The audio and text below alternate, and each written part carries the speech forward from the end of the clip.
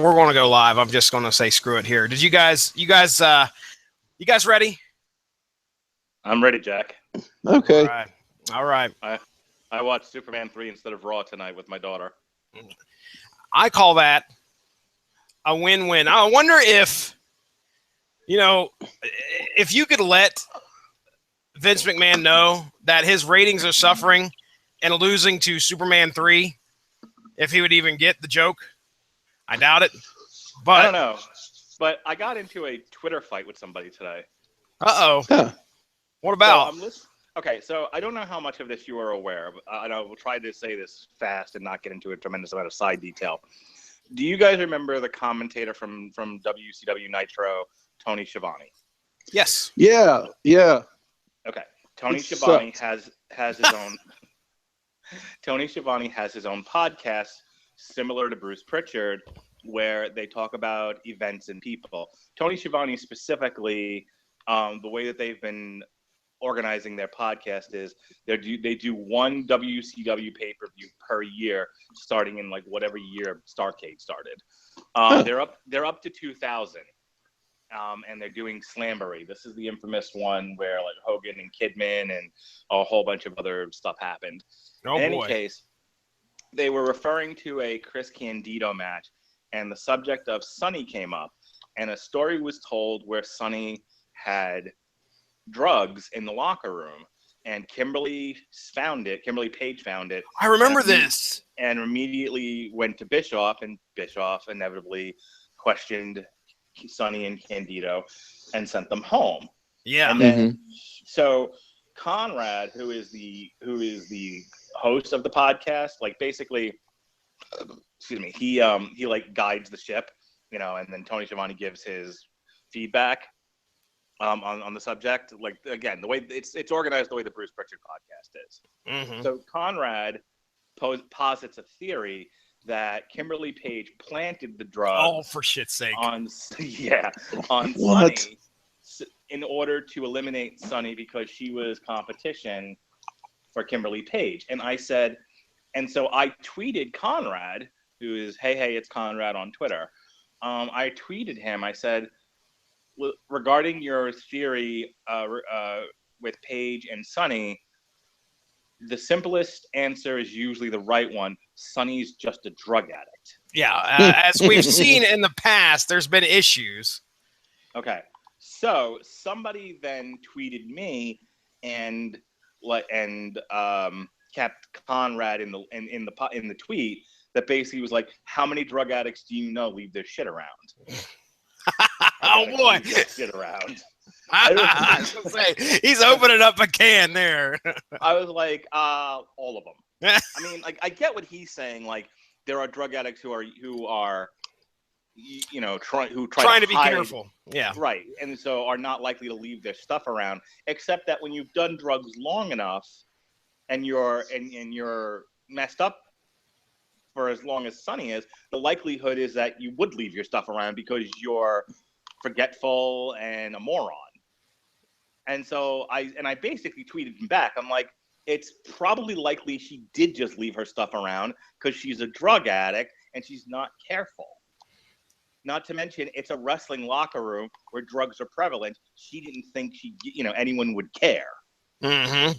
And yeah, she was playing on the fact that she probably nobody's going to say anything, and nobody probably would have.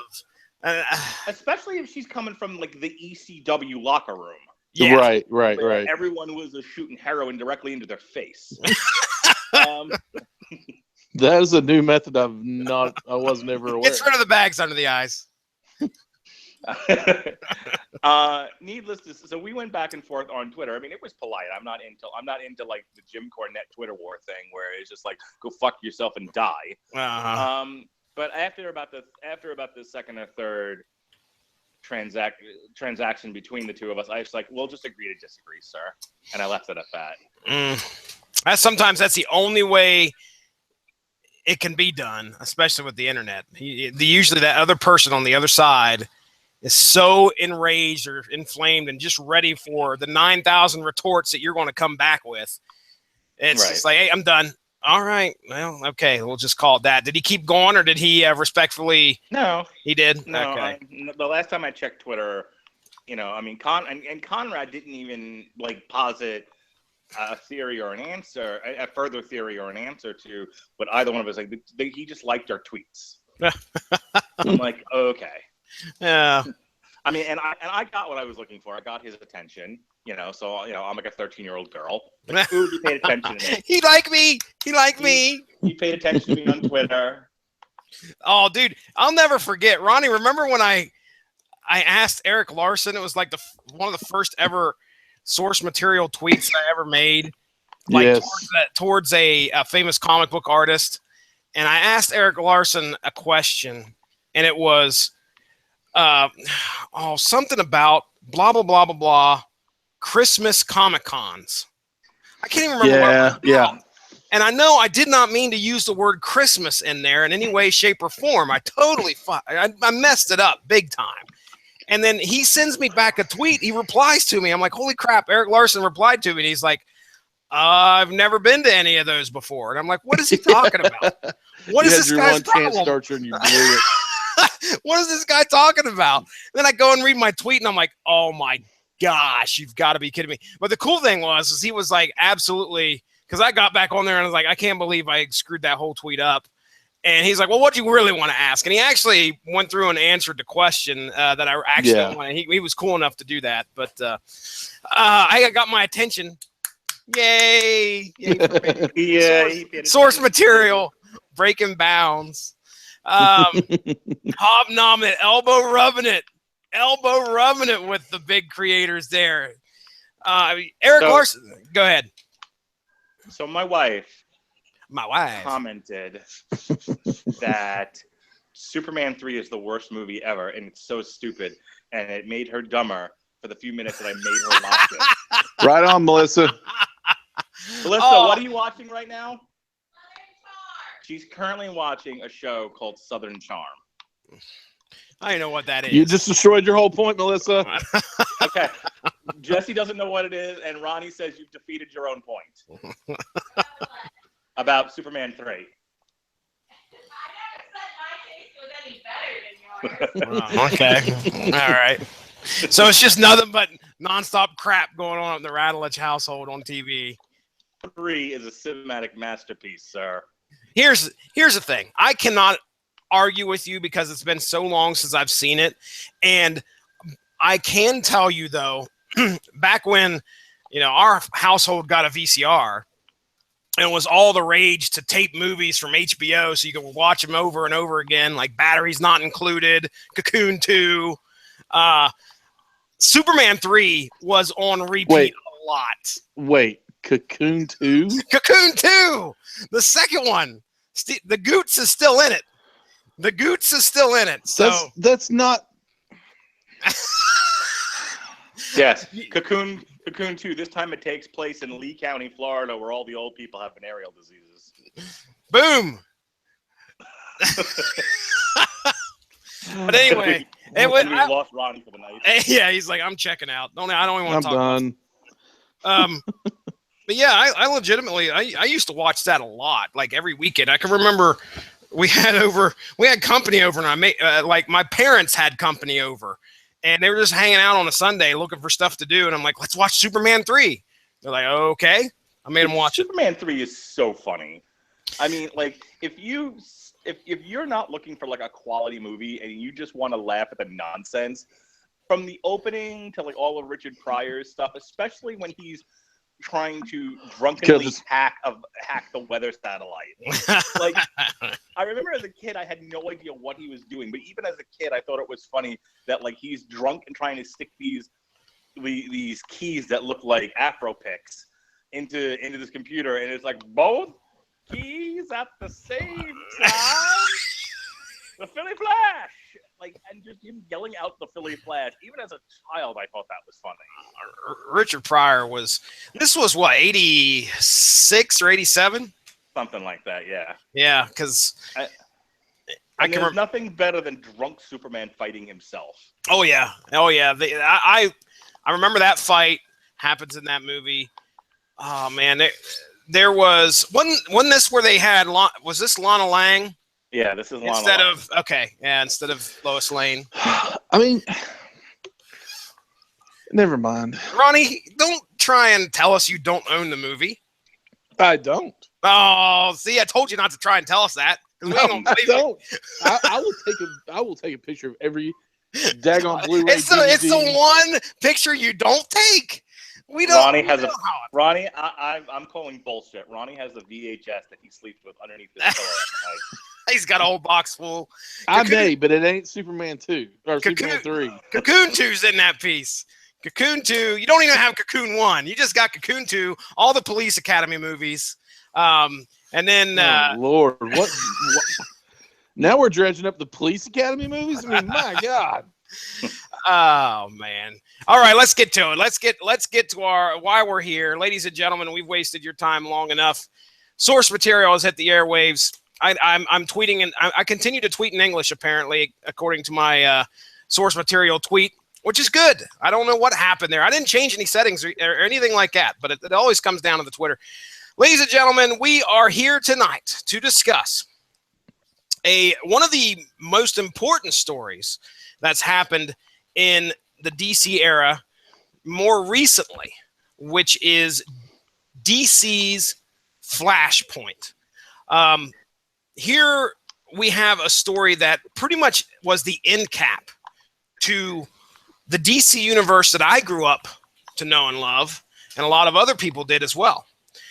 So it's fairly recent. This is one of those events. I put events in quotes because a lot of people were probably getting either tired or have reached the apex of just all these events that they kept hitting us with over and over and over. Or this might have been the beginning of us getting tired. I could tell you that much when DC's Flashpoint hit. And there's a key word in there that is part of a key phrase in Flashpoint, and that's flash. So if you can figure it out, you haven't read the story yet already, clearly it revolves around DC's Flash. So joining me tonight, you know the crew we've been on here for the past few weeks. It's Ronnie Adams, He-Man Ronnie Adams. He's the Lorax. He speaks for the trees. He does indeed speak for the trees. Ronnie Adams, which Police Academy did you watch last night? None of them. I asked you to come on my show. You start lying. All right, whatever. Oh, my gosh.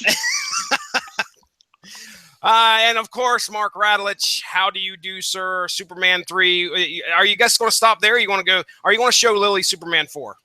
No. There's no reason to abuse my child. I will eventually show her the original Superman and the Donner cut of the Superman 2 when she's older and can sit through a movie without asking me questions like, is this the good part? Yes. Oh, man. She has the entire run of Superman 3, didn't she? Are we getting to the good part yet, Dad? Is this a good there part? Were a couple of times where I'm just like, hey, Lily, you need, because she was playing with Legos while we were watching the movie. And I was like, hey, like the drunken hacking scene, I was like, you have to. I actually called my wife out of the room to watch it too.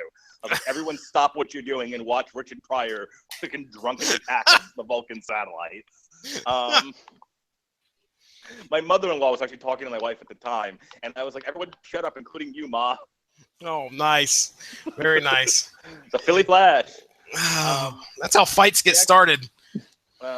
We actually watched Superman Returns and Superman 3 tonight. Oh, wow.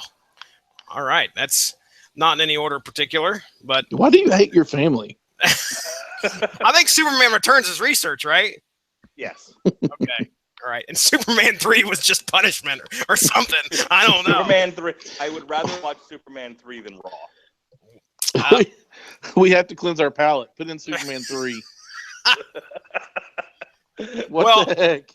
I can tell you, my daughter is getting at the age, I think she's starting to get to the age where she can actually enjoy a movie. A while back, she had asked me, she's like, I want to watch Split. And I know I'm tangenting here, so just bear with me, but I kind of want to tie this in with what Mark's saying. She wanted to watch Split, and I said, okay, if you want to watch Split, you have to watch Unbreakable first. I just want you to be able to watch it. You don't have, it's not going to, factor into the enjoyment of the movie, but I would rather you watch Unbreakable and then Split. Now, she's 12 years old.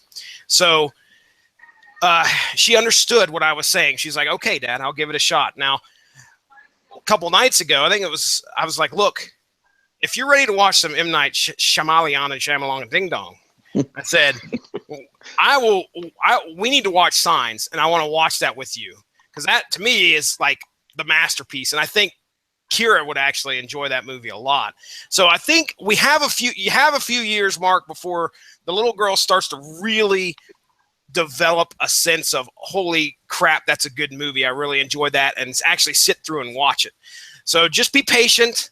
I don't know if you're going to actually ruin things by making her watch Superman 3. I really hope she understands that all movies aren't like that. You ruined her life. Listen, a couple of months back, she became obsessed with Poison Ivy after watching Batman and Robin. I haven't ruined shit. If anything, my daughter is developing a palette of movies similar to mine. All right. Very good then. Very good. Well, so we're talking tonight a DC property, DC's Flashpoint, as I said.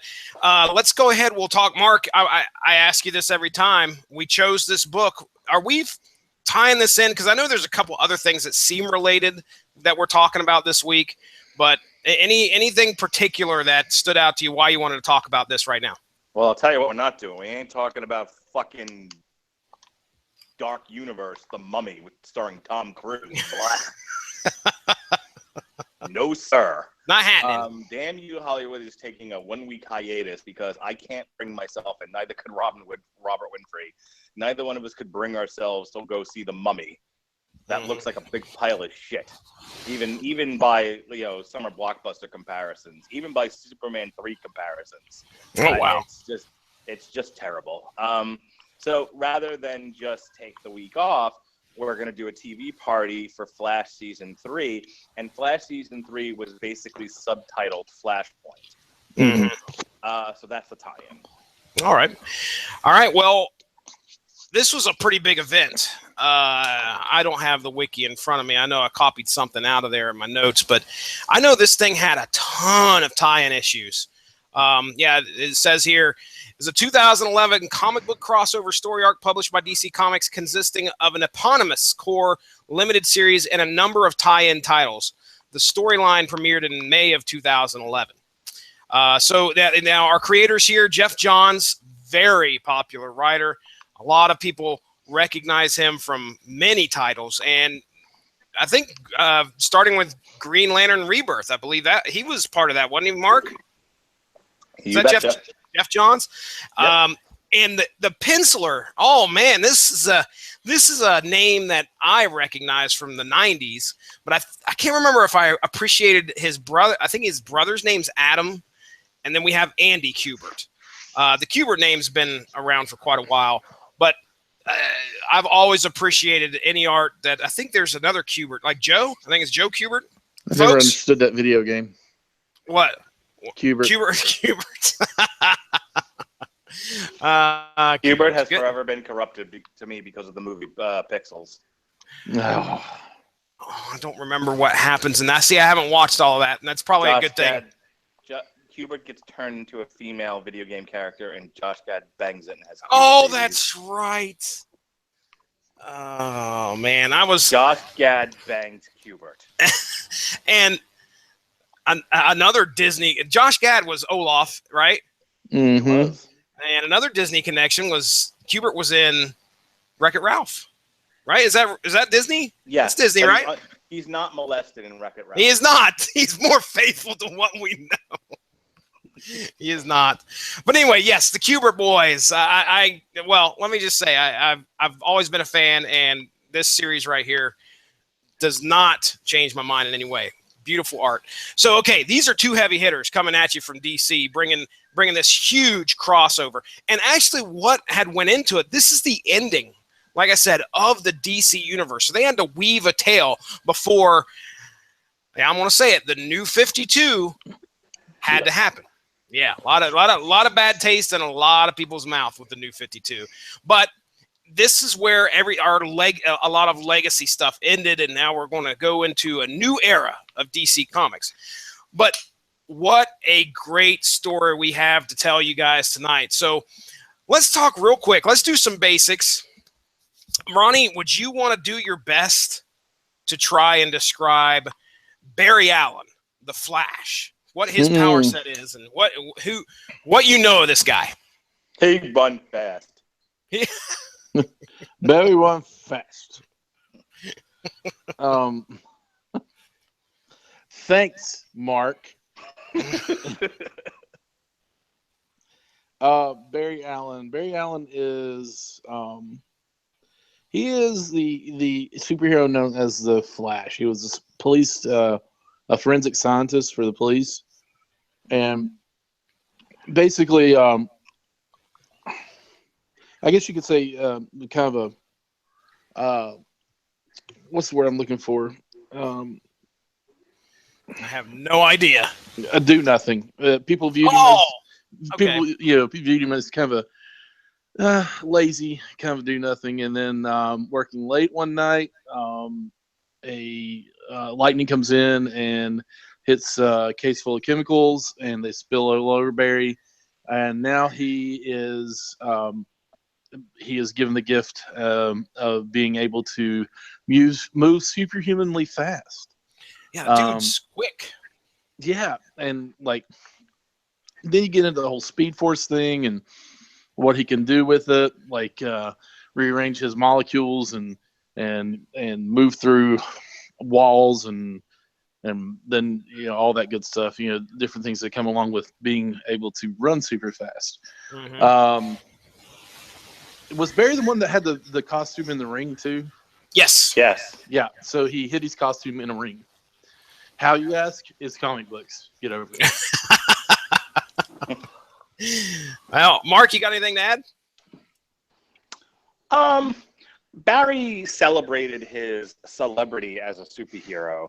There's a Flash museum. He was in the papers. I mean, unlike Batman, who was brooding and was sort of a specter of the night, or Superman. Barry did like advertisements. At least the Barry Allen that I'm aware of, he was, and I'm grabbing a lot of this from what I remember of how he was portrayed in the Cartoon Network Justice League show. Mm-hmm. But that's how I knew him. That he was somebody who celebrated being a superhero and was celebrated for being a superhero. He had a rogues gallery that ran the course of being a mirror image of himself and Professor Zoom, Reverse Flash, to some of the more sillier ones like Captain Cold and Captain Boomerang. A lot of captains. Yeah, there is a lot of captains. I think Robert Winfrey actually did a rogues gallery of the Flash on Everyone Loves a Bad Guy at one point. But as far as other powers, I mean, Ronnie pretty much got them. I mean, he can vibrate through walls. He can vibrate through people and kill them if he wants to. He can create whirlwinds with it. He can throw speed energy at people, like throw lightning. Some element of time travel as well. Mm-hmm. Right. Yeah, that's important. As we get into this story, that's for sure. One thing I do want to throw in there, one of the biggest events in DC's history prior to this was Crisis on Infinite Earths. Happened in 1985.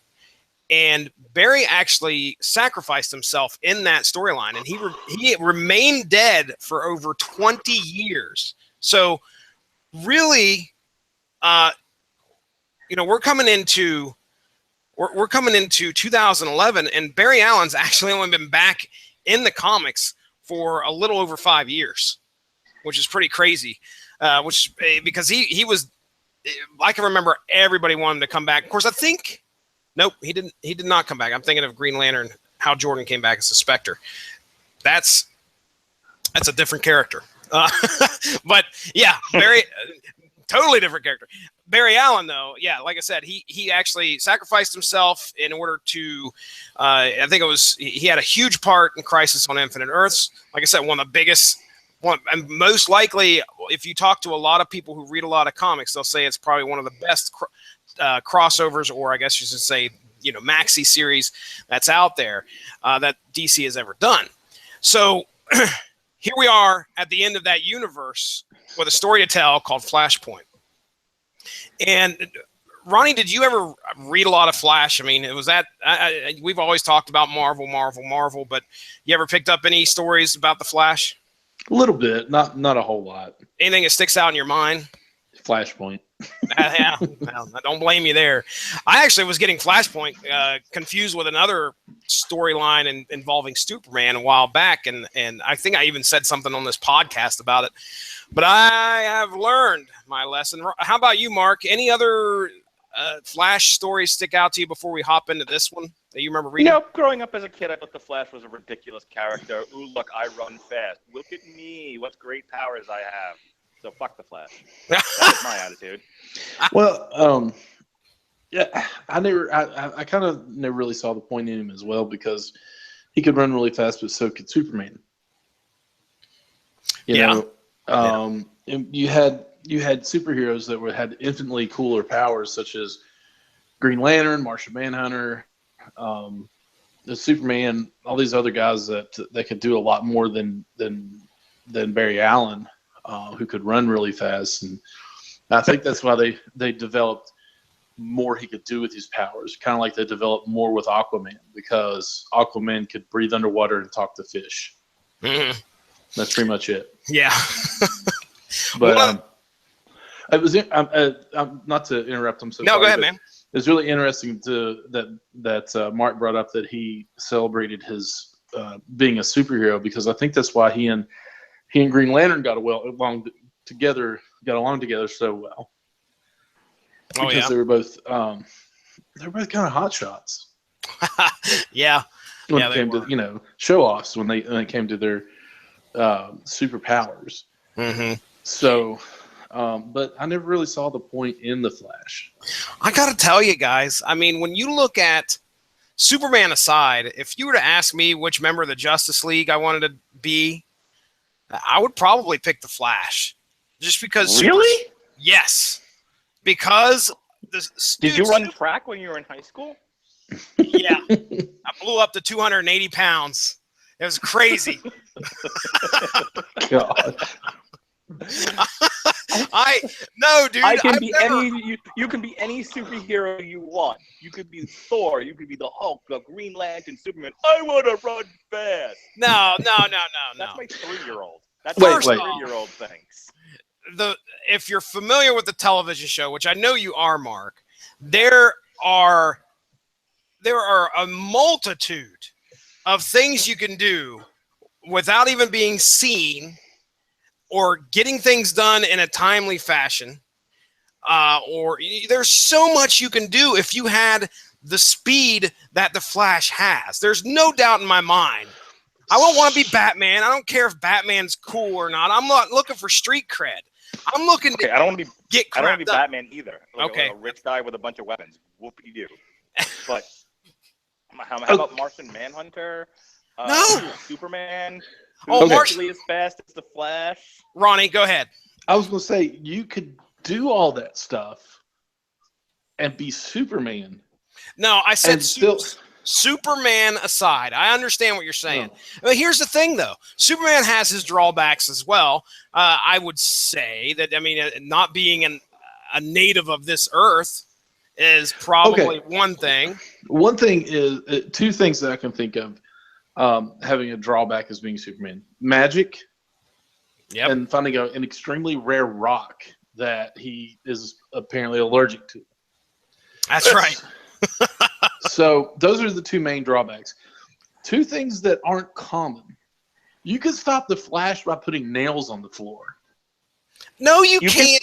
No. You can stop the Flash with a cold ray gun. Oh, come on. Listen, if you look at that character, and you cannot sit there and tell me that what we see in the comics legitimately shows us what it would be like in real life if you had the powers of the Flash. You can't say that you're running so fast that you're going to slip and fall. You're going to be going. I want to line these up. One character has heat ray vision, cold breath, can fly, has ridiculous super strength. One character runs fast. One character can make any physical object that he can think of, and another character talks to fish. Okay, all right. Hey, Mark, where are you going with that banana peel? Oh, I'm going to go fight the Flash. All right. Boy, I wish we had 1,000 listeners because, by golly, we'd be here right now. Sorry to crap all over your childhood, Jesse. Oh. Come on. Okay. What I love about Jesse is that, like, Jesse in high school was like, boy, I wish I could run fast. I wish I was the Flash. And then somehow, like, as he became an adult, was like, fuck this world. I wish I was the Punisher. That's true. Well, here's the thing. Go from I want to run fast to I want to murder people with a machine gun. I'm curious. Well, now, here, believe it or not, and I'll have to tag you in it, Mark. I may have, but back in the day, I was a pretty big Punisher fan. But now, as I've become older, I honestly would rather have the powers of the Flash. Oh, back to the Flash. Okay. Yeah. I was a yes, exactly. Punisher was my as a kid, and now, dude. Okay, how many times have you seen Superman go back in time by speed? I'm done arguing. We're going to Flashpoint. No. How many times have I seen Superman make time go backwards by flying around the Earth backwards really fast? Once. The worst ending ever. One time. Worse than Superman 3. Oh, man. Once. All right. Superman. I'm just going to say this. Superman 3 was an entire movie of him flying around the Earth flying backwards around the Earth. No, it was. It's not an entire movie of him cheating in the ending. Okay. No, the only thing is that movie cheated everyone out of their money. You cheated people out of their money. God damn it. Superman 3 is a cinematic masterpiece. All right. Flashpoint. DC's 2011 epic. Flashpoint. All right. So one of the things. No, there's one more. I really get to hear Jesse being frustrated on his own show. I wish I had the powers of the Hulk.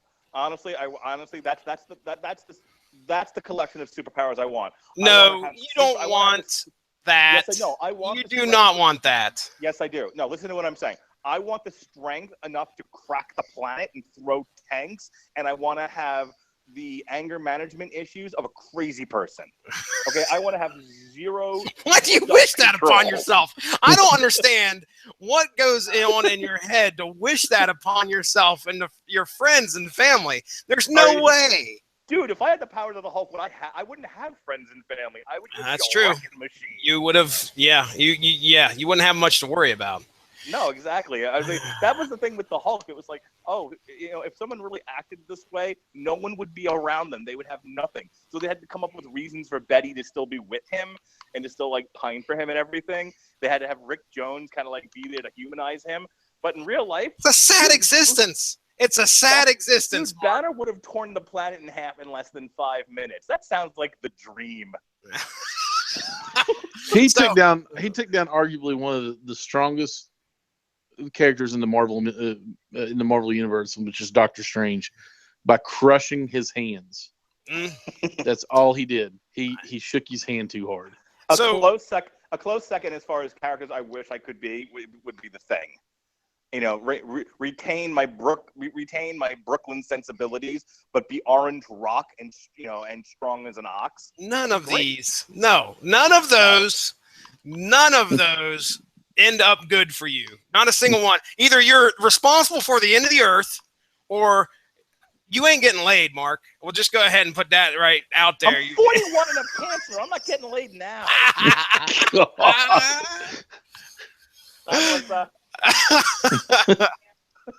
Oh, she's like freaking nerd. So, man. Flashpoint.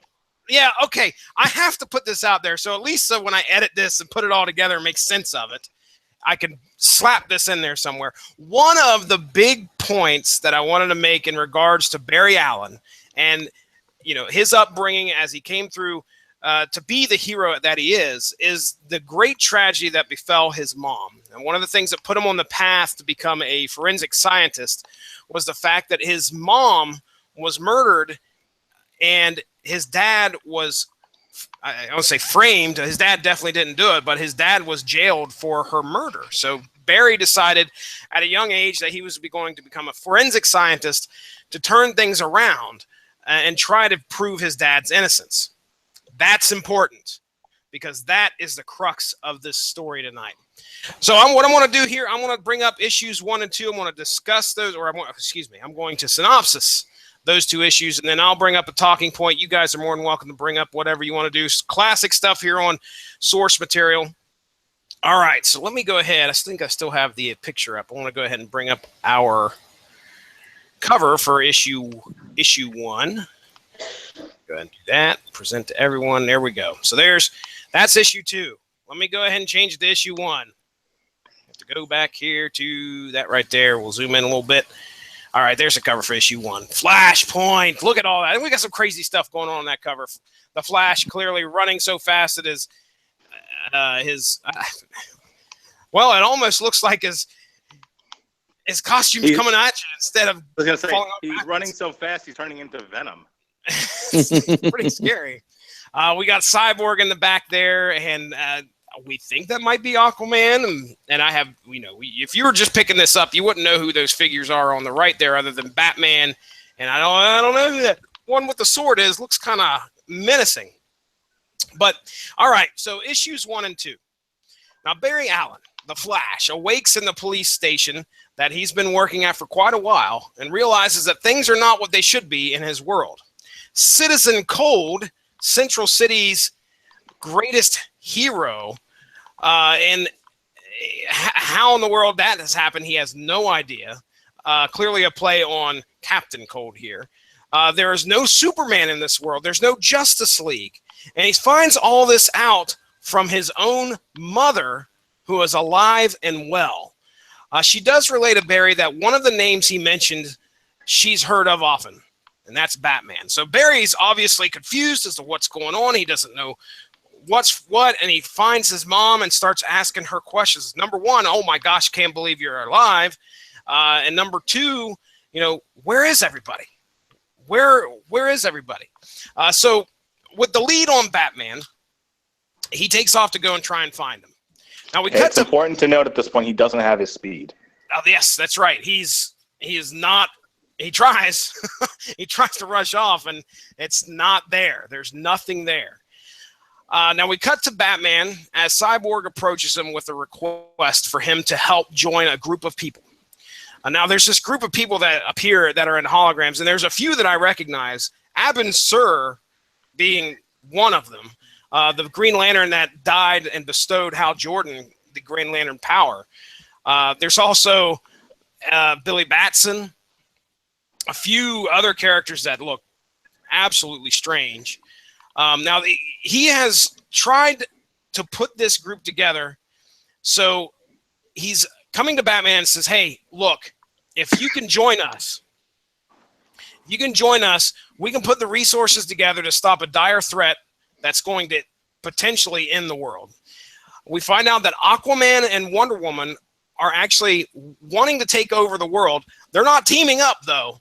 These two are at odds, and there's been a war that's taking place, and it's left a lot of casualties between the army of Themyscira and the Atlantean army. So here we have Aquaman and Wonder Woman fighting and leading their own troops to try and kill the other. We also see that the power of Shazam, or Captain Thunder, as he's called here, is split amongst some kids. And it's kind of weird. We got Billy Batson, and then we have Mary, I think, who is his sister, and then there's a few other ones. I think each one represents one of the letters in Shazam, which is, I can't even remember. I know one of them is Zeus, because that's the Z in Shazam, and Mercury and all this. But anyway, the power's split between all of them. And when they can actually all become Captain Thunder, if they all say Shazam, or one of them says Shazam, either way, Captain Marvel shows up, just like in our universe that we're used to. And he's clearly Captain Marvel, Captain Thunder has had his run-ins with Wonder Woman here, as we see in a few pages, or one of the pages where he's got a huge scar across his face. Well, at this time, Batman declines to join them and says, look, it's a suicide plan. You guys have no idea what you're doing. You're putting all these villains. They actually had some villains in there, and they're putting all these villains and heroes together, and it'll just all fall apart before they even could do anything. So Cyborg watches his plan just fall apart, and since the others see Batman say that he doesn't want to join, they fall out of the group as well. They're like, they don't believe it could actually succeed. Barry finally tracks down Batman by going to Wayne Manor, which is in a very bad state of disrepair. Heading to the Batcave, we soon find out that Batman is not Bruce Wayne, but in fact, Dr. Thomas Wayne, Bruce's father. In a strange twist of fate, the gunman killed Bruce instead of Thomas in that alley on that fateful night. Batman beats the crap out of Barry Allen until, in a fit of agony, Barry starts to have memories of the world he lives in now and comes to the assumption that the Reverse Flash, Eobard Thawne, Thawne. Oh my God! I broke myself. Eobard Thawne. You are broken. Is behind. So he thinks the Reverse Flash is behind what's going on here. How the world's all changed. Barry is able to convince Thomas Wayne to help him after explaining that Bruce Wayne, his son, was still alive in the other universe. Now, they are trying to figure out what they can do. And the first thing that they decide is they've got to try and get his speed back. All right. So Barry crudely replicates the experiment. And I wish I could explain this to you so you could see it, but it's like almost like a chair with an antenna going up into the middle of a thunderstorm, and he sets a bunch of chemicals. So this guy's either had it all figured out this whole time, what caused his speed force to happen. And he lines all these chemicals up, and this bolt of lightning, boom, comes on down and strikes the chair. And at the end of issue 2, after lightning strikes this chair that Barry Allen is sitting in, bursting the chemicals, it leaves Barry a burnt shell of a man, possibly clinging to life. So that is our first 2 issues. Things have changed. Crazy stuff is going on here. So I get the first talking point, and I will do this by saying, Mark Radlich, what do you think of Thomas Wayne here? It's supposed to be almost like a dark mirror image of Batman. The thing that makes Batman a hero is that he doesn't go over the edge. He has at least in the versions of the classic versions of Batman. Who the fuck knows these days? But yeah. But the classic, we're discussing like the end of what we used to know, and there's so much, like, people may not even know what things were prior to the New 52. It's crazy. Go ahead. But the classic interpretation of Batman has been a paragon of justice, and this version of him is a Batman on the edge, one that's driven by rage, one that's driven by guilt. It is modern interpretations of Batman that have made him a brooding, sad sack of a hero who can't seem to get over the death of his parents. Classic version of Batman used that as the impetus to declare that he would not let Gotham fall into the ocean, and that he needed to be there to fight the good fight. So as to what I thought of it, I think, look, every good story, your hero needs to have hurdles, and to have your first hurdle be to convince this nutcase that that this world is wrong, and that you're here to fix it and restore things to the way that they should be. I thought was good. In general, I thought the story was good, but I thought, the first hurdle being to ally with this, angry rage-fueled Batman was a good one.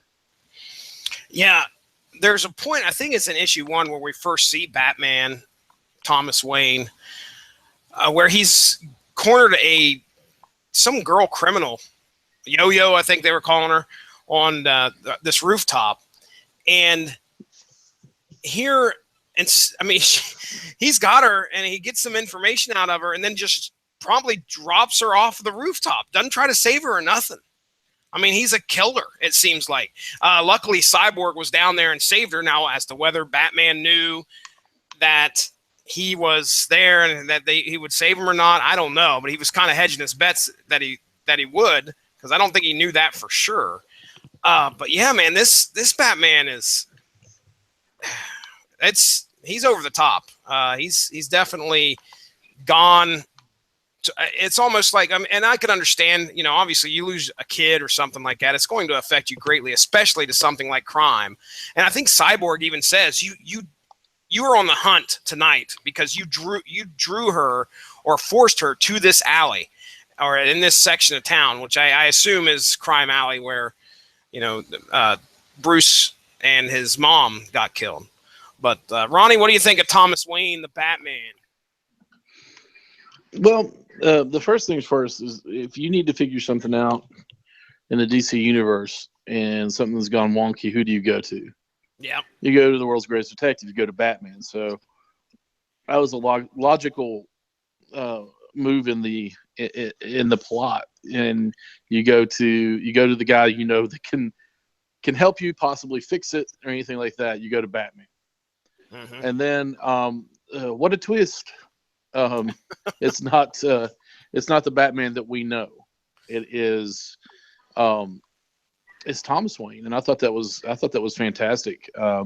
As far as the way the rest of it, I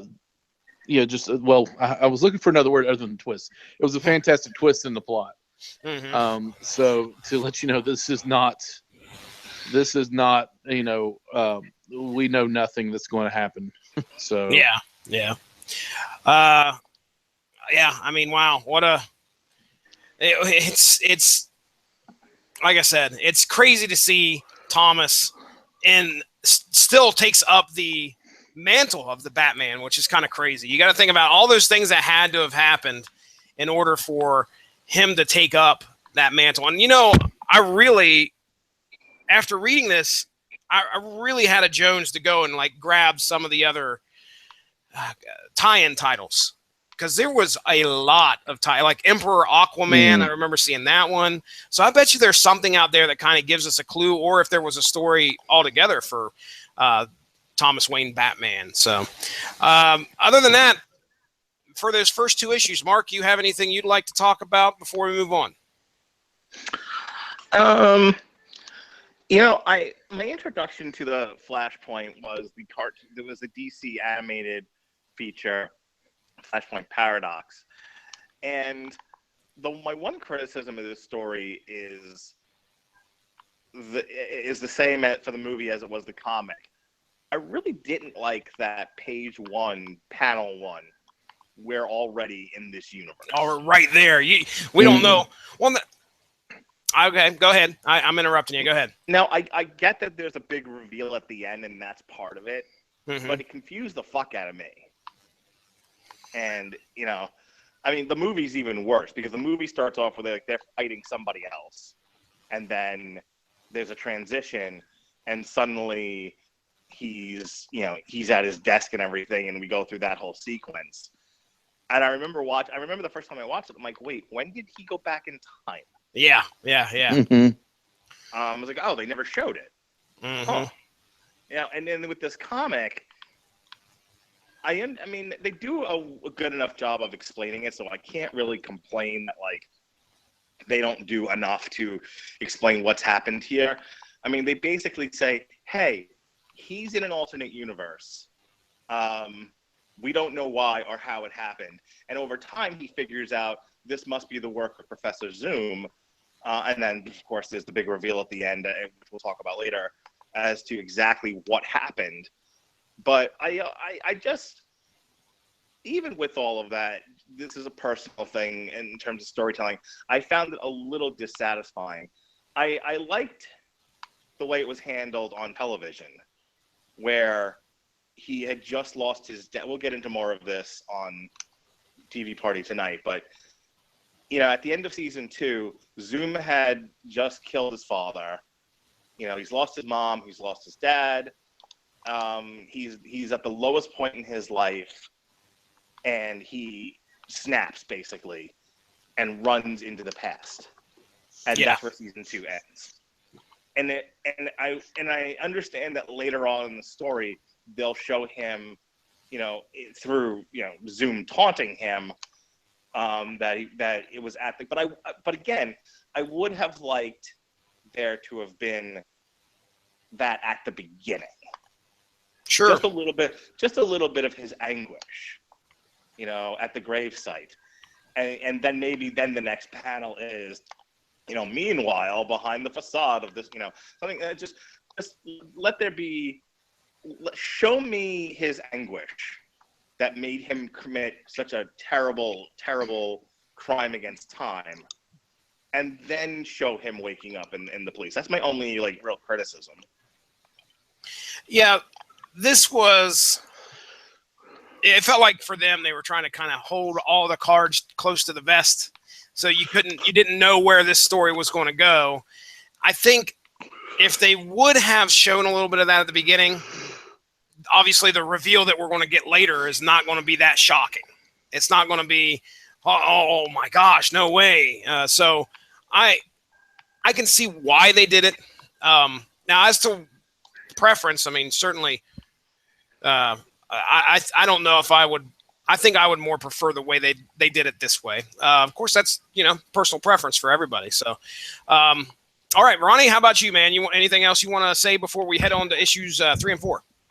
No, I actually never really thought of it like that. I just kind of took it as face value as that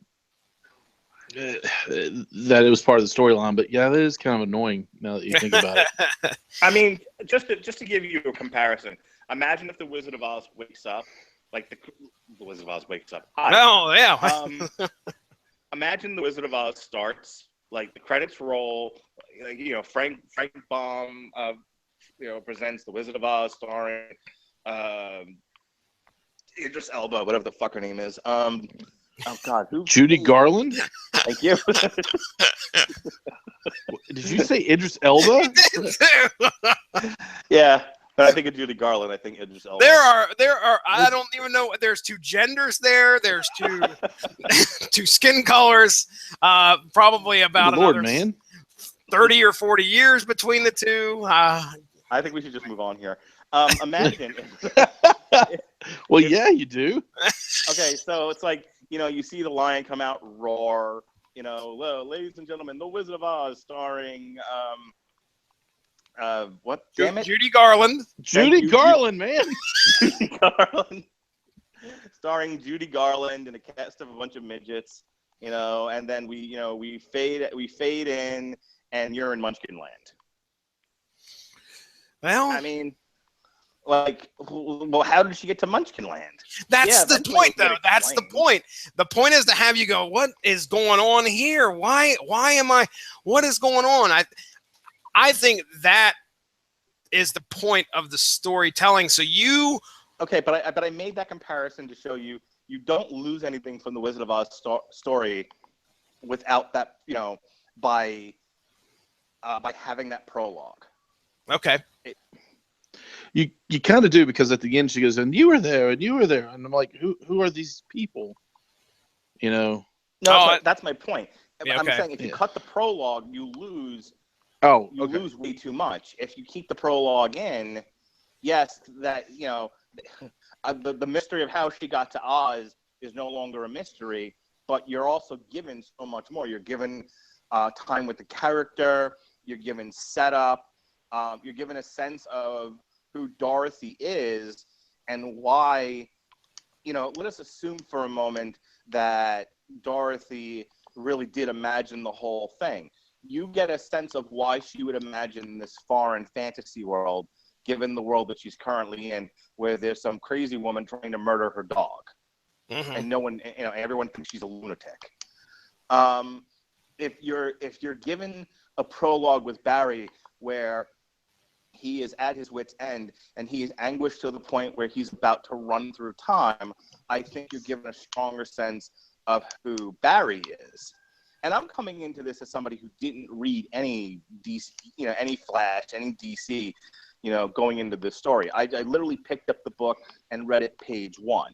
So, or watched the movie with no preconceived notions of what this is. So from a storytelling standpoint, and again, this is my argument, you have no idea, if you're going into it cold, you have no idea who Barry is, you have no idea what he's all about or why he would do such a thing. So later on, when it's revealed that he went back through time and everything else, you're like, but why? Why was he driven to this? What was different on this day that he, than any other day that he would do such a crazy thing? I see you. I see where you're coming from, because it's hard for me to separate. It's hard for me to take my new reader hat and put it on. So I think there's a valid point to be made there when you're cold coming into the book and you have no idea about this previous history. And you could think why is he confused? So I got you there. All right. Well, let's flash forward to issues 3 and 4. So let me go ahead and pull up give me a second, guys. Let me pull up. Oh, nope. Remember where you at? Oh my goodness. Stop sharing. There. And you having a stroke? Dude, multitasking and doing a podcast. What is happening right now? Not my thing, apparently. I need to go to issue 3 here. Here we go. All right. Application. Boom. There it is. Cover for issue 3. It's Project Superman revealed. Oh, so Superman is in this world, huh? Well, let's find out. So, in this horrible, agonizing, in this horrible, agonizing state, as Barry Allen lays there, it looks like he's, fried to a crisp. Barry Allen again somehow convinces Batman to put him back into the chair so that the electric bolt from the storm will hit him possibly again, and he's trying to recreate it again. This guy won't stop. Gets struck by lightning, doused with chemicals, left like a burnt weenie, and he's up and at it again. He's like, put me back in, coach. I've got to get this. So sure enough, another bolt of lightning comes down, zap, boom, bang, Speed Force infused. The Flash is back. Now, over in London, England, Lois Lane, an agent embedded deep in the heart of the war zone between the Atlanteans and Themyscira. She's scrambling to find the resistance, to find shelter, and luckily she does so. This resistance is led by none other than Grifter from the Wildcats. That's right, Ronnie Adams. Grifter. Yeah. Grifter makes an appearance. Look at that. I was all excited. But yeah, Lois Lane, the famous girlfriend, from the previous Flashpoint, previous to Flashpoint, girlfriend of Superman. She's kind of like an agent that's been kind of over there, and she's got information that she needs to get to Cyborg and the rest of the heroes that has important stuff to do with this war. And luckily, the Resistance is there to help her out. There is a dude. I was looking in this. I wish I could remember his name. I should have never even brought it up because I won't remember his name. The Cricket Guy. The Cricket Guy is it has a funny name. Now, never mind. Don't even bring it up. Here we go. Continuing. I should have wrote his name down. You guys have no idea what I'm talking about, and that's why I should have named him. Wrote it down. You're talking about Cricket the game, which I don't understand how to play. Not Cricket the game. There's a cricket dude. All right, now you made me mad. We're talking about Jiminy? No, not Jiminy Cricket. There's a guy in the Resistance here who shows up, and his name is like something Cricket. Jiminy. No, it's not Jiminy. Gonna drive me nuts. And always let your conscience be your guide. Why don't you try that a little bit, Mark? Damn it! All right, hold on a second. Jesse's mad now. No, I'm aggravated because I bring it up and then I realize, okay, I'm bringing up here. Hold on a second. There he is. Okay, I want to share this with you guys as soon as I get the opportunity to go here. And here he is. This is one of the guys that was in the Resistance. This guy. His name is Jiminy Cricket. Canterbury Cricket. That's arguably worse. This is some of the cool stuff right here, man. This they had some of this extra stuff in the back for your eyes only. Some of the character designs, but anyway, yeah. There's the Canterbury Cricket. That was important. Okay. No, it wasn't. It really wasn't. So that's Canterbury Cricket, you say? Yes. I had no idea who any of those characters were, and I thought that was Gollum. You would. Wow.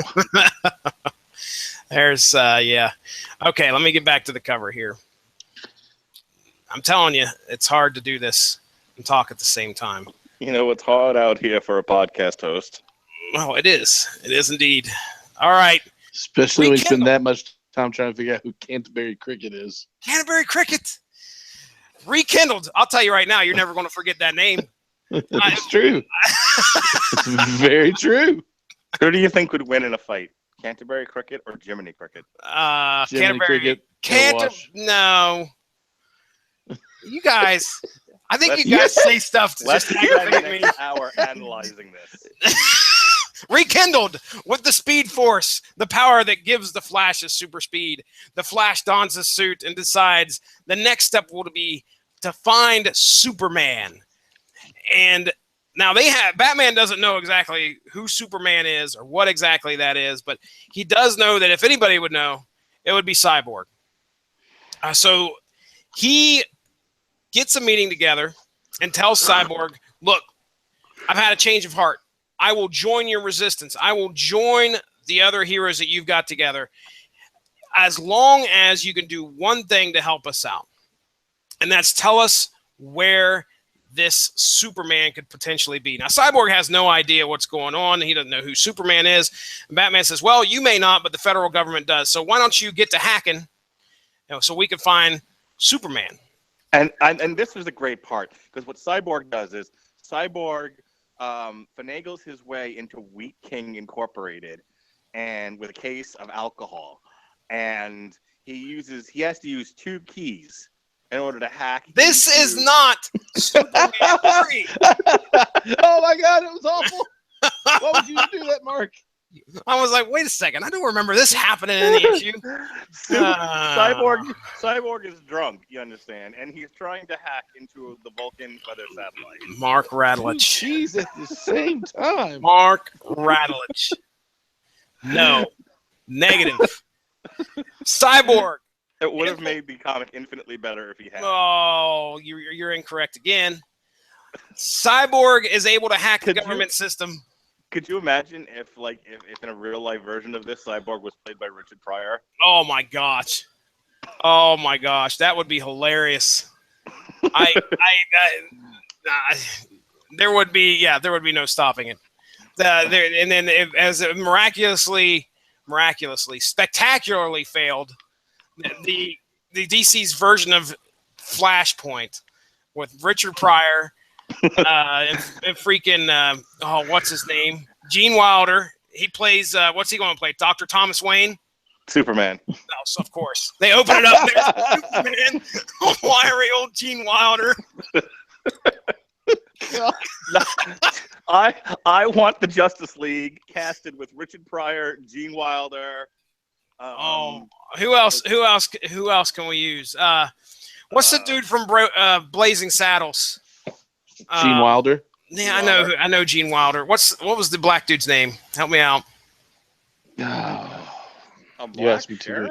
Yeah, I have to look at IMDb it.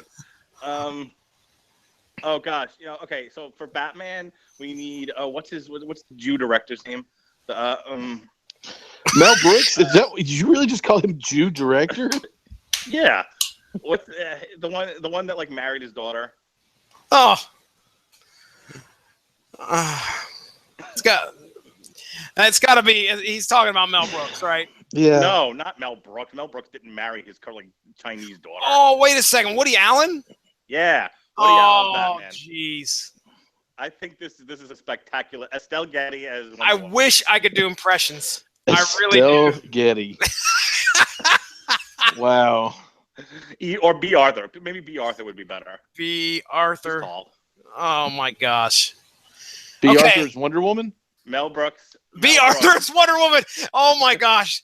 Yes. Mel Brooks is Green Lantern. This is a Justice League I can get behind. Oh, yeah. My gosh. Honestly, if we could have some impressions, anybody out there, if they listen to this, has a good impression and like can do Woody Allen doing, quoting Batman or something. Oh, I would love it.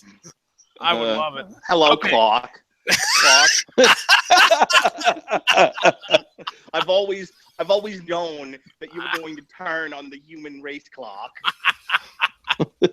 God. Oh wow! Do the bleed. Do you bleed? What? The quote from the movie. Do you bleed? I wonder if you bleed or something like that. Help me. Do you bleed? Clock. I have a question. Do you bleed? Do you bleed, Clock? Oh, do you bleed? Have you met Sunny? Oh my gosh! Holy crap, man! This is staying in. Staying in. It's either staying in or going in at the end. The music fades, and then we got Clock. Clock, do you bleed? Hello, Clock. Do you bleed, Clock? All right. Here we go. Okay. So Batman. Don't try to regain control now. Dude, I've got 2 more issues to go here. Come on. So Batman tells Cyborg he's had a change of heart and has agreed to join Cyborg with one condition, and that is he needs to hack into the U.S. government and find out what exactly Barry Allen's talking about. Was there ever a Superman? And sure enough, we find out that there was a rocket that crashed into the Earth. Specifically, it crashed into Metropolis and killed 35,000 people. The U.S. government rushes in, takes the rocket, blames South America, and proceeds to invade South America. But they find something inside the rocket, and that's Subject 1. And Subject 1 happens to be confined in this government installation. So the next mission is find the installation and infiltrate it. So as Cyborg, the Flash, and Batman are sneaking into the base to find Project 1, they actually come across a cell that says Project 2, which I thought was pretty interesting. This was a neat little kind of like Easter egg in the book. And Project 2 is like this dog, but it's the skeleton of a dog. So whatever happened with Project 2, it didn't end well, which I assume is Crypto the dog. But finally, they find Superman. They find the cell that's holding Superman, open it up. He's been buried deep inside of this installation in this red room. And they realize that he's just this, the reveal of Superman is just this scrawny looking dude, And sure enough, he opens it up and Batman and the Flash go over there to try and talk to him. Hey, look, we're getting you out of here. And he's like, okay. It's almost like he's underdeveloped. He doesn't have, he's not like a kid, I would say. Imagine not being able to, not being able to interact with society. So he's clearly been stunted, and he's Superman. Barry actually looks at him and believes he's never seen the sun. So once they get Superman outside, instead of helping them, which they plead for him to do, he flees. Superman flees by flying up into the sky, leaving Batman, the Flash, and Cyborg to deal with the formidable security team that's hot on their trail. But luckily, perhaps not by chance, Element Woman, which I think is a play on Metamorpho here, shows up to assist and rescues the team. Barry continues to have issues with remembering things that happen in this world, and he feels like they are replacing the memories from his own world. And Thomas Wayne is very concerned about this, because here Barry Allen may soon forget his son Bruce. So the team travel. Now that they've lost Superman, well, what's the next step? Well, they decide.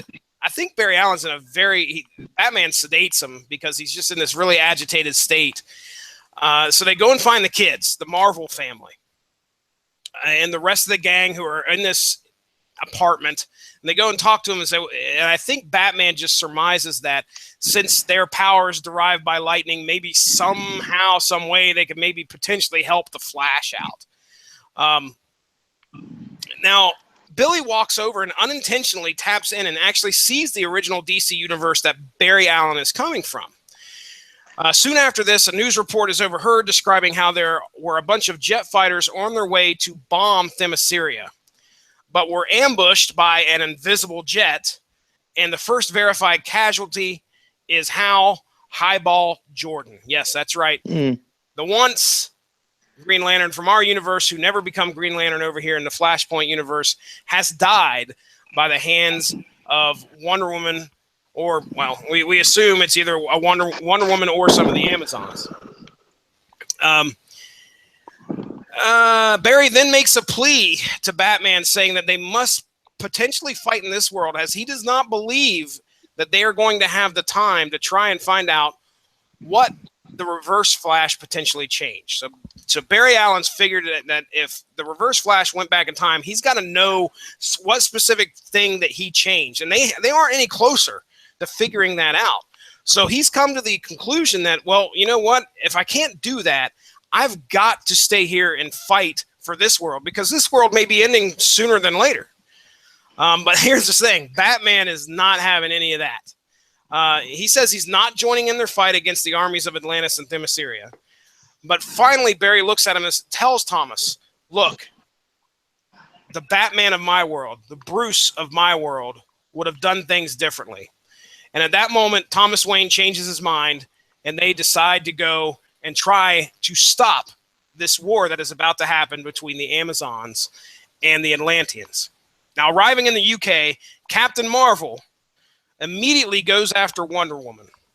Cyborg is determined he has to stop a weapon that is about to bring the island of the United Kingdom down into the ocean.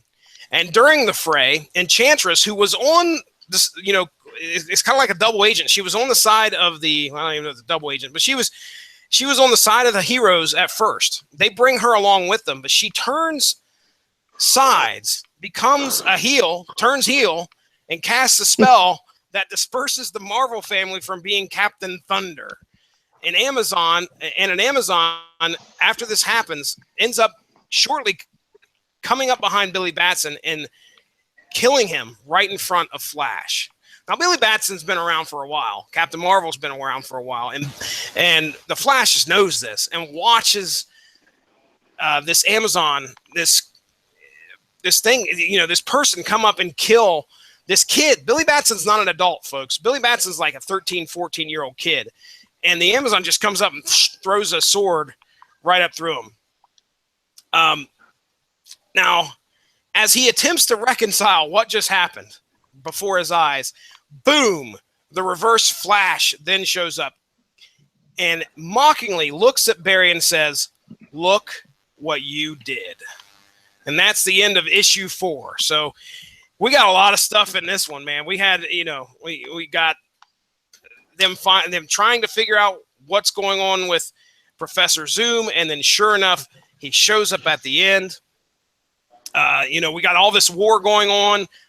These two sides, these once friends battling each other, the Amazons and Aquaman, Amazons and Wonder Woman, Aquaman and the Atlanteans going to war and not caring about casualties. Just horrible stuff. Flashpoint's not a fun place. Roddy Adams, these 2 issues, buddy, what do you want to say? I mean, what do you want to bring up? If there were 2 characters that were actually going to go to war with another, it would be Arthur Curry and Diana Prince, because all things aside, superhero aside, making fun of Aquaman aside, they are royalty, both of them, princess and king, and so it's basically it's a pardon the terminology, but it's a pissing contest at this point. Yeah. To see who's more powerful and who's going to rule everything. So it was really interesting to watch that, and you know, it's a really, I mean, the only thing I could think of, man, this is a really cool concept, you know, of how this would actually go down if it were, you know, if it were to come about. How about you, Mark? What do you think of what Ronnie's saying there? Pitting these two against each other. I mean, do you think they could have went any other route, or what do you think here? No, I think they had to create something big enough to where the world would be in a state where I would want to let it burn. You know, I think you know, there's no story if the world that they created is too comfortable and Barry doesn't want to leave it. You know, he's being driven by the fact that the world's on the brink of total destruction. Yeah. Yeah. Ronnie, if you had a choice, which side would you be on? The Amazons or the Atlanteans? Being a male, I don't think I would have had a choice. I have to go with the Atlanteans. As I've said before, always respect your inner lesbian. All right. Indeed. Man, you know, one thing about this story is they kind of peppered in. I didn't cover a whole lot of it, but they did pepper in the motivations of both of these characters, and they're clearly at war with each other. Yeah. Well, the cartoon did a really good job of explaining through flashback that Aquaman and Wonder Woman be fucking, and or having an affair. They was knocking boots. And I guess Mira got jealous, and the Wonder Woman had a heart-to-heart with her by removing her head from her shoulders. Oh yeah, yeah. And then Mira got dead. One of the alternate covers of like issue 3 or issue 4 is Wonder Woman holding up Mara's head. I mean, it's just, you know, so I'm like, oh my gosh, what happened here? But I did not know that they were having an affair. I could tell there was something at one point in their past, but I didn't know if this happened prior to Mara or with. Yeah, they made peace, and then Aquaman gave her his piece. No, boom, goes the dynamite. Well, and the crowd goes, ugh. What I'm trying to tell you is that Aquaman fed her his lobster. Okay. You have to stop this. Gave her the crabs? He did. No, he did give her the crabs. Jesse. Oh man. And what's even more messed up is the fact that she wears like Mara's helmet on her head or crown. I mean, these two have some bad blood between them. Yeah. Aquaman and you know, slapped her in the face with his dead salmon. What is wrong with you all? Oh my gosh. And I think, you know, when I was reading this the first time, I remember sitting there thinking, well, they're going to definitely make me feel for one side. And the one thing that happens in this, I think it's in issue 4 at the beginning, where there's this boat that ends up crossing into Paris, which, by the way, Paris has been laid to waste due to a tidal wave caused by the Atlanteans. But, you know, this boat travels in there, and I think it's got Deathstroke and a couple other people that's on this boat. And Aquaman shows up, and they realize they made a mistake. We shouldn't be here. And Aquaman shows up, and it's not like he just looks at him and says, oh, okay, you guys go ahead and you just got to turn around and go back. No. He kills them all. So this isn't the old goody two-shoes Aquaman that we're used to. This is a king. This is an emperor for sure, who is, you know, he's got one thing in mind, and that's to eliminate the Amazons and take over the world. I thought he had one thing in mind, and that was banging Amazons. Well, do you see what that brings? It brings war, sir. Well, Mira should have been okay with it. I mean, if Mira had been polyamorous, none of this would have ever happened. Oh, here we go. Check back in the archives. for a conversation completely unrelated to the comic we were talking about. So let me bring up a relevant point. So the comic doesn't do a very good job of explaining exactly why the Atlanteans and the Themyscirans are fighting. Mm-hmm. I'm assuming because this was a 97 issue crossover event. Yes, that's got to be what it is, because it's got to be told in some of the other books. Yeah, because it's in the movie. There's an elongated flashback sequence that explains the whole thing. I actually thought the movie did a really good job of telling the complete story, where this doesn't, because they want you to spend $1 million on other issues. Yeah, and that's you want to fault DC for something like that, but if you're a company and you do with what works and what makes you money, I think if you're like me and you're going into this cold and you haven't seen the Flashpoint Paradox, it's a flaw in the story. You have no idea, again, why Aquaman and Wonder Woman are fighting. I wonder if DC made a specific point not to like shill the other stuff. It used to be back in the 90s, even in the 80s, if something like that happened, you had a little editor's note down there in the bottom of the panel. Check out so-and-so issue 3 for more information as to why she wants to, take his head off his shoulders. That would have been rife in this book, but they didn't do that. You don't see that, at least in the issues that I have. So I guess DC is making small steps in kind of not waving it in front of your customer base that they're trying to get as much money out of you as they can. But as to whether it's essential to the story, I don't know. I mean, if you're just wanting to tell the story of Barry Allen having to deal, Mark, you gotta think that you identify with Barry Allen and his confusion. Even in those your own shoes, Barry Allen has no idea what the heck's going on, and he's learning this all through what we see. So I guess it's like Ripley's daughter. It doesn't necessarily add to the story. It's a matter of fact. Yes. The world is at war. Atlanteans and Themyscirans are killing one another and are devastating the human race in the process. And Barry needs to fix it before it becomes permanent. Yep. So I get that, but I still like detail. I hear you. Well, all right. Well, unless there's anything else, boys, we'll go ahead and hit issue 5. All right. So issue 5, the finale of Flashpoint. The Reverse Flash and our hero Barry Allen square off. Remember, in the end of the 4th issue, Professor Zoom shows up and says, "Look what you did." So in our 5th issue, they're squaring off. We get into a good fight. And during the fight, Larry Bird, Ichabod. The Reverse Flash reminds Barry that it was not he who changed the future, but Barry himself. I should say changed the past. We find out that Barry, in a state of despair, after realizing that the Reverse Flash was responsible for his mother's death, went back in time and changed the future by stopping the Reverse Flash from killing his mother. Now, this caused a chain of events.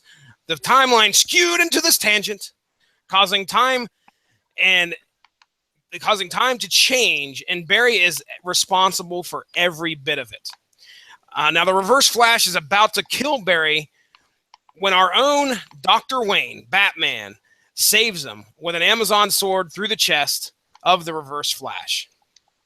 Now, at this time, do we have time to breathe? Not really, because all hell then breaks loose when the Resistance shows up, Gorilla Grodd and his crew show up, along with finally a returning, screaming through the air, Superman shows up and decks both Wonder Woman and Aquaman right in the jaw.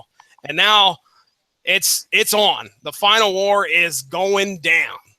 Now, Thomas Wayne is taken out by this blast from the Enchantress. Boy, this lady, I don't know what her deal is. This is one I'd like to kind of explore in the books as to what her problem is. But anyway, she takes Bitches out... be crazy? Simple enough. That's actually, that was in the panel at the bottom. Editor's note: bitches be crazy. And shopping. Jeez. Okay. So Thomas Wayne's taken out by this blast by the Enchantress, and with his dying breaths, asked Barry to run away, and he does so straight to his mom's house, where, after talking with her for a few minutes, she makes Barry realize that her own life for millions of lives is not right. Now, Barry gets the opportunity to say goodbye before making the decision to go and try to correct his own mistake. He speeds back and intercepts his younger self on the cosmic treadmill, heading towards that fateful journey to stop the Reverse Flash. And this time, he instead stops himself from creating the Flashpoint universe. And krakoom! We are then treated to Barry running through. I think what they describe this as that the two Barrys merged together. And as Barry continues to run, there's this like hooded female figure who is talking to Barry as he is running through time. Now, one of the important things that she says is that this hero's universe was split into three a long time ago. And that it was splintered to weaken your world for their impending arrival. That sounds pretty ominous. We have no idea what that means, but what we are to understand is that now, with this being done, these three timelines have now merged. Now, the three timelines that they're talking about are the DC universe that we're used to prior to Flashpoint, the Vertigo universe, which held a lot of Constantine, a lot of other different titles, Sandman, Neil Gaiman's Sandman, more of the mature reader stuff that DC had. Was also, something Vertigo, or was it straight DC? I think there are some tales that were told in that universe with Swamp Thing, because I think he's pictured in that reveal in that universe, along with the regular DC universe as well. And the third universe being my favorite universe, the Wildstorm universe. That's right, Wildcats and all them fun characters from there. But anyway, now we're bringing them into one. And that's pretty much the end of the issue until, of course, Barry Allen makes his way home. And here, Barry's able to make it. He's able to make it back. Here's where my notes. Something happened with this, so my notes really got screwed up here. But give me just a second here. Okay. Now, Barry soon awakes, much like he did in the first issue, but comes to the conclusion that everything is feels back to normal. Okay, he's got his speed. He definitely wakes up. He's got the speed force. He immediately rushes to go see Batman. While talking to Batman, he tells him the tale of what happened, all of what happened in the Flashpoint universe. And he realizes now that he actually can remember every moment that he had with his mother from the Flashpoint universe. And Batman mentions and says, hey, look, even though you can't figure out why you still have those memories, think of it as a gift. You know, these are memories you have with your mom that you never had before. At that time, Barry reaches into his pocket and pulls out a note. And Batman grabs it, opens it up, takes his mask off, and begins to cry. And we find out that it is a note that Thomas Wayne from the Flashpoint universe wrote to his son. And these are the words from his, dead father that he's reading. He's very moved and says, you're a hell of a messenger, Barry. That's the end. That's pretty much it. That's the end of Flashpoint. So, Mark, what do you think, man? A little anticlimactic with the way Eobard Thawne dies, being as he is stabbed in the back by Batman. Now, the man has super speed. There's no reason to slow down. Just putting that out there. Because if I had super speed, I wouldn't slow down. I remember reading that and just like, oh, okay. So after a few pages of exposition provided by him, it was like, well, now that you've given us all the exposition, we'll just stab you in the back and get rid of you. All right. Yeah. Yeah. You know, I'm reminded, the whole Flashpoint storyline reminds me of a Family Guy episode where Brian and Stewie go back to the pilot episode, and Brian keeps screwing with time, so they have to go back and keep fixing it. And there's a gag at the end of the episode where 97 different versions of Stewie and Brian show up. You know, one's got tits, one's got, one, and it's just, and everything is just like, what you guys do eventually works out, but what you guys are about to do is what screws up everything. And this repeats itself several times, and finally we've completely lost track of what's going on here. So all those in favor of going back, raise your hand. You know, like one of the Bryans has his throat slit. Oh, jeez.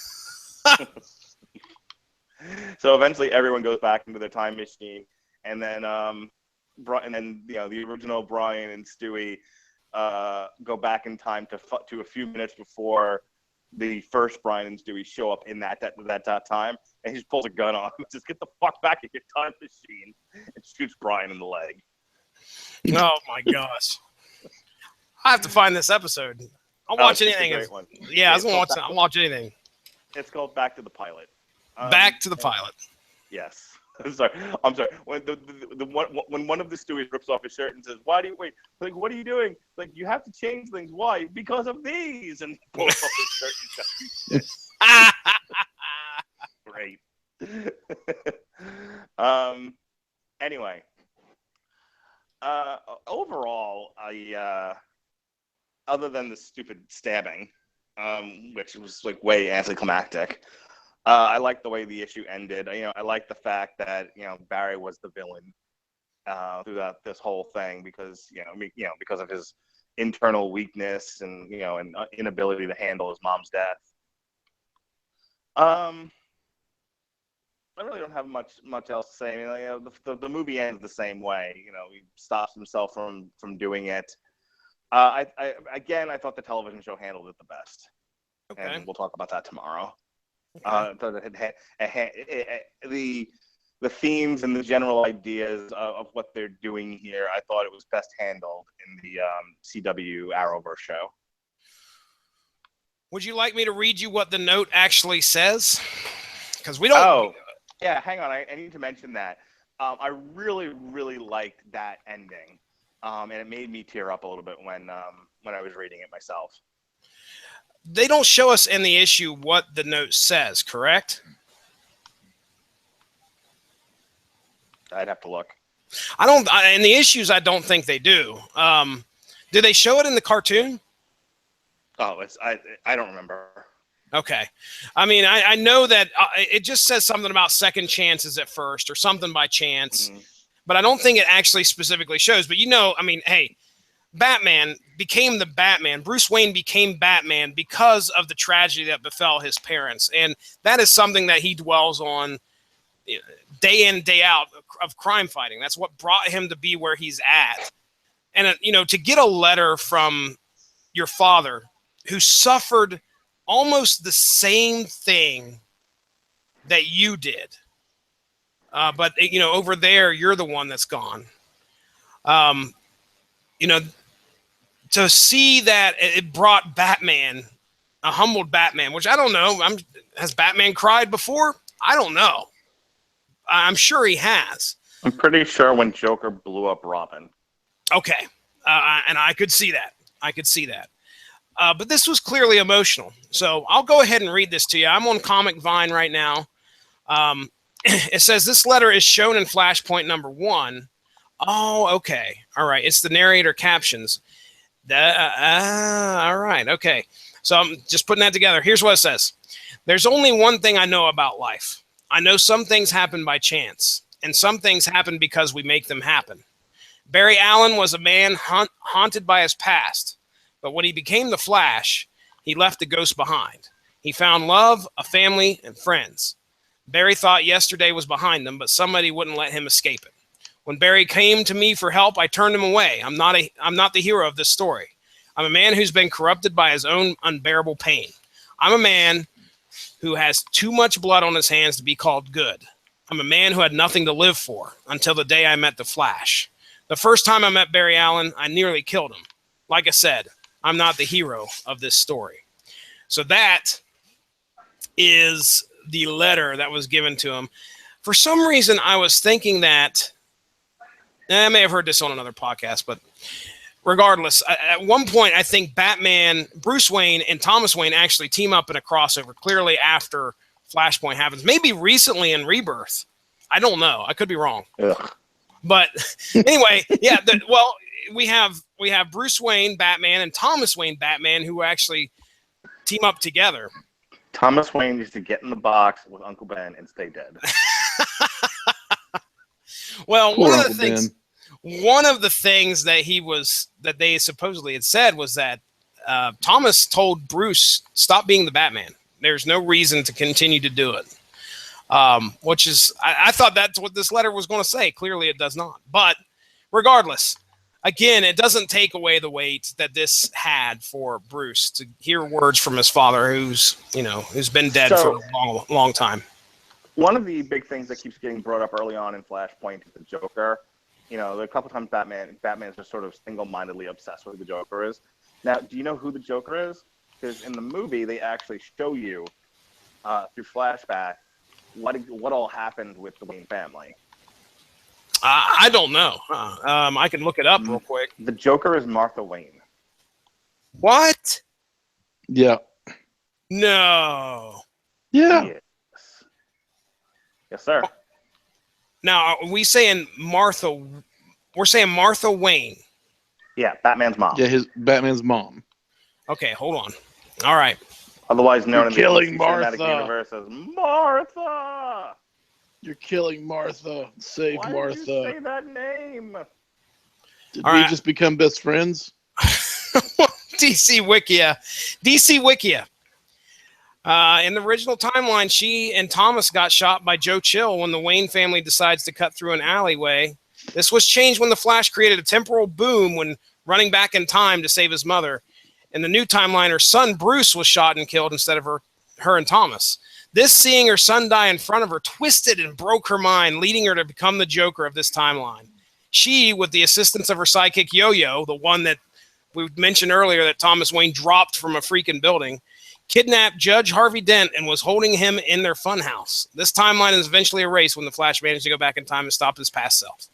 So I did not know that. That's crazy. They have her listed here as Martha Kane. Did she change her last name? Well, no, her maiden name is Kane. Oh, okay. All right. Gotcha. I really would suggest watching the DC animated feature, The Flashpoint Paradox. It is one of the few that I've heard they've done well, because I've heard they've done some ones that really suck. But I've heard a lot of people say that Flashpoint was decent. So I would say better than average. Most of them, most of the animated ones are very, very good. Okay. All right. Well, okay, Ronnie Adams, anything you'd like to discuss on this fifth and final issue of Flashpoint? It all changes here, my friend. Quick ending, kind of a easy ending, to be honest with you. Like you said, or like Mark said, just okay. I've explained everything that happened. Now, I'm stabbed. But it was. I mean, how else could you end it though? To be honest with you, but that's why I'm not writing for any comic book companies. Yeah. Reverse Flash's shoes get untied, and he trips and he breaks his neck. You guys. Man, Thomas Wayne actually eats a banana and leaves the peel laying around. I swear to And he goodness. slips and breaks his leg. Reverse Flash turns out has asthma. Gets real winded. Can't find his inhaler. Oh man! Oh Lord! I really do feel like I'm gonna have to put a call to the army out there, the source material army, and say, okay, guys, who would you rather be? You can pick any set of powers. No one's picking the Flash under the age of 5. Bull. All right, Ronnie, what else? Anything else? No, I agree with him. Nobody's picking the Flash. Oh my! call to order. Source material. I call to order. I call to order the court. All right. Okay. So, but anyway, all right. No, nothing else to add. It was an excellent read. Jeff Johns, man, I can tell you this guy writes a great story. I think I've mentioned it many a times. Get your shot glasses ready. I read In Darkest Night, and it gave me nightmares. Jeff Johns can pin a tale. Okay, Mark, give us your rating here. Writing and art. 4 out of 5 stars. For both? Yeah. Okay. The art's great. The art's perfectly fine. I mean, it's not confusing. It's not so stylized that it's a Jackson Pollock painting. It's fine. But the storyline, like I said, I've already talked about some of the deficits of the story, but they're not. But the story in and of itself is good enough that it overcomes those deficits. So 4 out of 5 stars. Okay. I absolutely love this story. I thought it was a great story. If you throw time travel in anything, I'm a big fan, especially alternate universes. If I can see, I'll usually watch any movie that has that in there. I'll usually read just about any story if I can that has that plot point in there. I love it. It's one of my favorite. It's one of my favorite things, and I think that's honestly why Flashpoint speaks to me, because we have Barry Allen, who's this confused person thrown into this world. He has no idea what's going on. He's got to try and figure out who or what is at the heart of this world that's totally gone wrong. And then we find out that he finds out that it's himself. Imagine trying to have to deal with that and try to figure out what to do there. And he has to make a sacrifice. It's a great story. Ronnie, what do you got to say about it? As far as rating, yeah, give it a rating. Give us your final thoughts. Great story, whatever. What do you think? I'm gonna give it a 4.5 on writing, and probably a 5 on art. Beautiful art. Mm-hmm. The only thing that I didn't really jive on in the writing is the ending. But it was still good. I mean, don't get me wrong, but yeah, 4.5 and a 5. All right, very good. Well, that brings to a conclusion our coverage here on Source Material for Flashpoint, a great and pivotal story in the DC universe. So I would suggest anybody out there that has the opportunity to do so, grab it, read it. You're going to at least have an idea of what things were, or how things ended, I guess I should say here. Let's go ahead. We'll get into plugs here. Mark, we'll turn it over to you first, man. What do you got to plug? All right. Depending on when you're listening to this, if you're listening to this live, tomorrow night on Damn You Hollywood is our review of Wonder Woman. And if you're listening to this when this goes up on the Rattle Living Broadcasting Network last week on Damn You Hollywood, we reviewed Wonder Woman. We stuck mostly to reviewing the film and left the politics out of it because I can't stand it. On the Metal Hammer of Doom, we reviewed Dream Evil, and I just got back with Sean. We are definitely doing an on trial this week for Superman Returns. All right, good to hear that's coming back. If you're listening to this, like I said, when it goes up on the Rattle Living Broadcasting Network, then tomorrow on TV Party Night, myself, Ronnie Adams, and theoretically Josh Calandros are going to be discussing the Arrowverse Flash television show, Season 3, subtitled Flashpoint. If I have the opportunity, I may jump in. I'll let you guys know there for sure tomorrow. If you guys have room for me. Okay, well, you have a week, so. That's exactly what I meant. Actually, I had no idea. Time traveling all over the place. We have to do Wonder Woman first. That's right. So, what else? Anything else? Nope, I'm not. I'm currently lying down on my couch and not on my computer, so that's all I can remember. All right, good enough. Ronnie Adams from the Screaming Boy podcast. What do you got to plug? currently still am sans computer, so we are taking a Who's short... sans? Oh my god! So we're taking a brief. What's up, hiatus. Jason Teasley? Oh my goodness! Just to let you all in on that, I told a bunch of people on an offline chat, of course, Facebook, that I'm sans computer, and Teasley said, "Who's sans?" I think he's a smarty. I think he was joking. We only hope he was joking, right? I pray that he was joking. But anyway, so we're taking a brief hiatus right now as far as recording, which is good because we probably need one, just to get our poop in a group.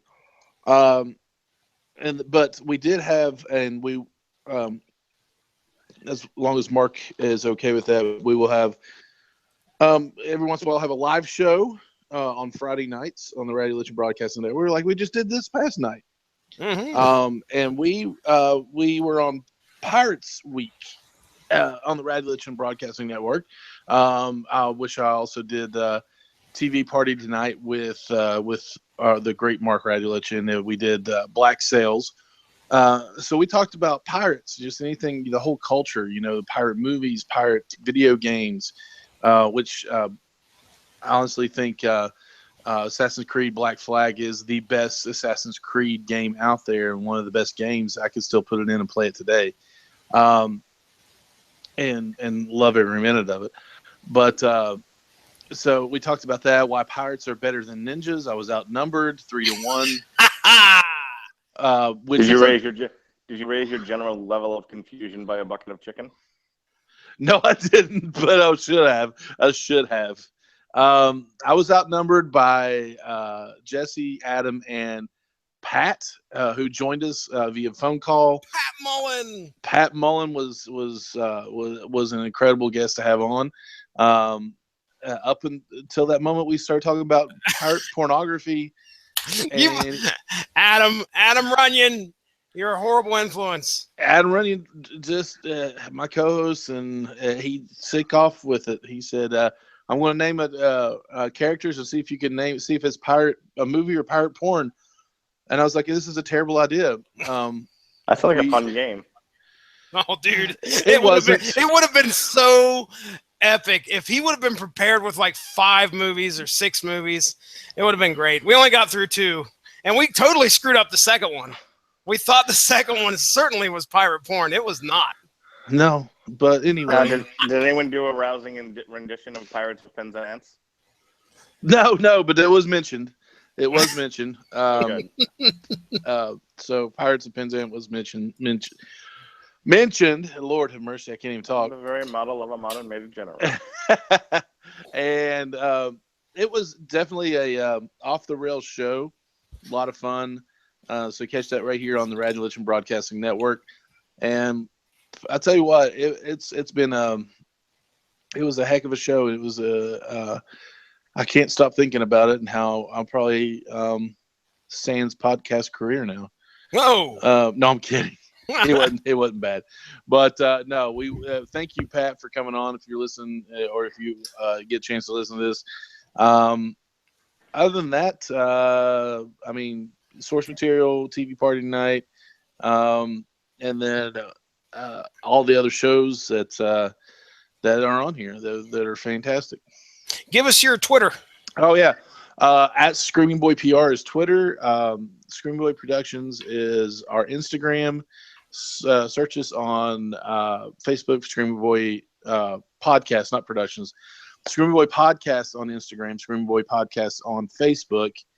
And if you have anything to tell us or agree with us or want to know why pirate pornography was brought up on our show, I'll give you the best answer I can come up with. info@screamingboy.com. That's the email address. Also, if you have any slash fiction of Aquaman banging Wonder Woman, if you'd like to read on the Screaming Boy podcast, Mark, I would rather that not ever happen. We want as many fish and crustacean references as possible, though. That has to be at least 10 before it gets past. if someone has any slash fiction of Aquaman fucking Wonder Woman at Red Lobster, please send it to Ronnie Adams. My jeez.